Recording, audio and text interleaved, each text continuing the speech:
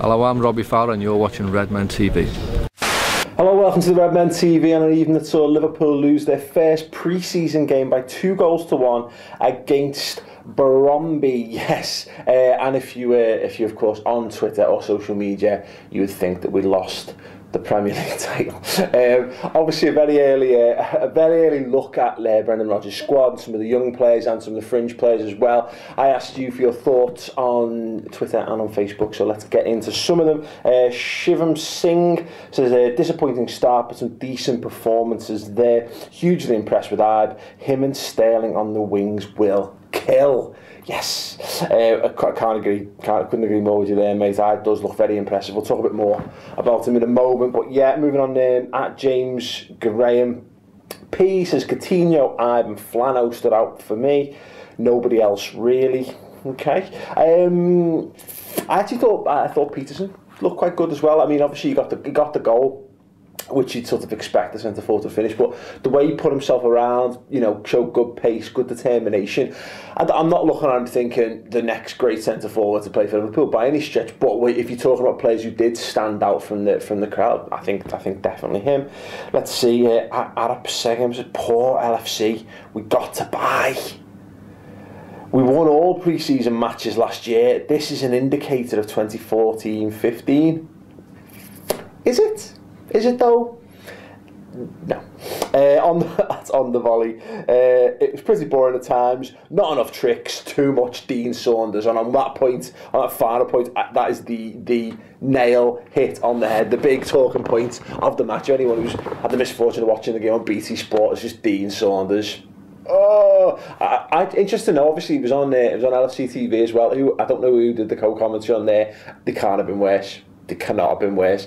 His highlights included Brad Smith didn't pick a man up at the back post or lost his man. Show him a DVD. Show him a DVD. That tell him you shouldn't be doing that.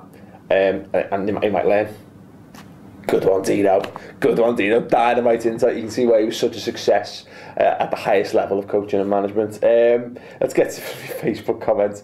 Mackie McDonald says, one game into pre-season, the fucking moaners are out in force. Yeah, but look, I think the thing about it, I think we've got to remember is if you see people moaning and it's winding you up, it's because you're sensible and intelligent. And you should basically sort of go into yourself and remember that and think, well, look, I'm sensible and intelligent, therefore I shouldn't be getting wound up by people who just like to have a bit of a fucking whinge. Everyone's entitled to opinions. If you want to have a whinge about that, fair fucks. Get it out your system. Get it out your system in pre-season. Much like Phil Coutinho and Ibe shooting, get the shit out your system now. So when we hit the season, hit the ground running. No, I do agree. People do take these games a bit too seriously. My point, I made this on one of the subscriber shows this week. We've got a pre-season preview show now. I know we're underway, but it's a 45-minute special looking ahead to the whole of pre-season, what players need to stand out, what players need to improve, which players we think are going to be the stand-up performance as far as youth goes. Check that out on the redmentv.com because it's fucking boss. But the point I made is that, and this maybe sounds like a bit of a generalisation, so bear with me on it, is that if you watch Liverpool games and you sat on your own in your bedroom watching Liverpool games on a stream, fundamentally there's no difference for you for watching that game and watching a Premier League game or a Champions League game. It's still Liverpool there. And I think sometimes there's some people, and to be fair, that's not just people who only watch games on streams, there's some people who just don't quite have the perspective when it comes to pre-season. In years gone by, Liverpool pre-season results was literally a result in the corner of a newspaper that was a day late because you were on an oldie somewhere and you'd pick it up and you'd read it and you go, oh, Liverpool won, oh, they lost, oh well, never mind. Now it's televised live with amazing co-commentators like Dean Saunders and broadcast the world over, and so people want to look into these games and try and get more in-depth insight and blah blah blah. And I think to some extent you can. I think you can see when a player's got talent, but I equally don't think you can write anyone immediately. I think is it Kevin Stewart, the lad we signed from Spurs, who came on. For a start, the commentators said it was him. It was a fault for Brondby's goal. When he doesn't get the best headed clearance, but it's Suso then gives the ball away. He gets lambasted, then he makes a great run down the wing and just fucking cocks it up at the last bit, and then gives the ball away. And all of a sudden, everyone's going, "What a garbage signing! I can't understand why we're signing him. Why are we signing him? Oh my word!" Give him a chance, like, you know what I mean? What did he play, like 20 minutes? hardly enough time to be making a cast iron judgment on him. I think time will tell. I mean, you know, I think a few examples. I think you've got it in pre-season games. You're better focusing on the positives. The only one who should focus on the negatives of pre-season is the manager and the coaching staff. So who stood out? Yeah, Jordon Ibe, without a doubt, definitely needs to work on his finishing, as mentioned, but also as mentioned, if you're going to miss chances, miss them in pre-season. Miss them all you want in pre-season. He can miss every single fucking chance he gets in pre-season, as far as I'm concerned. As long as when, you know, it counts, if he's still there, then gets an opportunity in the first team, which might be in doubt if he misses all his chances. But, you know, when he gets in the first team, that's when you want to learn to finish. That's when your finishing wants to come out. Look, Raheem Sterling, this time last year, we were saying he had no chance of getting into Liverpool's team.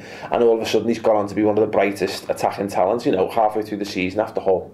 Like a switch was flicked and he's on his way to being potentially world class. So, you know, loads of room for improvement tonight, but definitely positives to take right here and now. As I say, similarly, Peterson, Coutinho, everything good in the first half came through Phil Coutinho. As you'd expect, head and shoulders the best player on the pitch.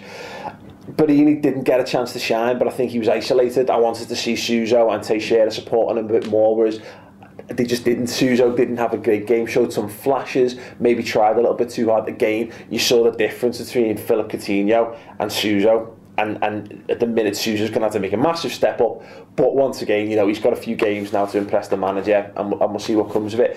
And some people said that Martin Skrtel's had a bit of a struggle there. Yeah, the defence didn't look great. I felt sorry for Thiago Alori. Wants to see more of him. Looks like a hamstring injury. Fingers crossed he's back, because again, he could be saving Liverpool a few bob if he gets himself fit and plays himself into contention in the next couple of games. So there you go. Anyway, we're going to wrap up there. As I said, it's only a pre-season game. That is what how we're going to be sort of pre-selling all these post-match reactions, I feel, for the next few weeks. Preston at the weekend, I'm going to be there, so if you go into the game, don't forget to keep an eye out and come and say hello. We'll be around the ground before the game and hopefully afterwards as well. And Boston, who's going to be in Boston? Come and say hello as well. I'm going to be over there. It's costing me an arm and a leg, so please come and say hello. Promises to be an amazing laugh, amazing. I can't wait to see Fenway. I can't wait to see what them transform it into the US version of Anfield and all that malarkey. So great. And if you're a Boston Red, get in touch. It'd be great to go and have a bevy with a few people while I'm over there as well. Anyway, yeah, go and watch more Redmen TV goodness on the redmentv.com to get our full pre-season special, our transfer roundup special as well. 45 minutes looking at all Liverpool's transfer news, ins, outs, how we're going to spend the money, how we shouldn't spend the money, etc, etc. Amazing. Go on the redmentv.com, free for a month. I cannot say this enough. Go and do it. What else are you going to do? It's a good laugh. We enjoy it. Other people enjoy it.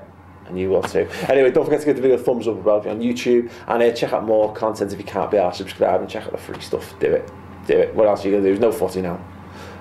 Anyway, Paul Mitchell for the Redmen TV. Signing off. Ta. Hello, welcome to the Redmen TV. It's the transfer target focus number 2. We're looking at Lazar Markovic, who's going to be known as Laser, basically, on Merseyside next season.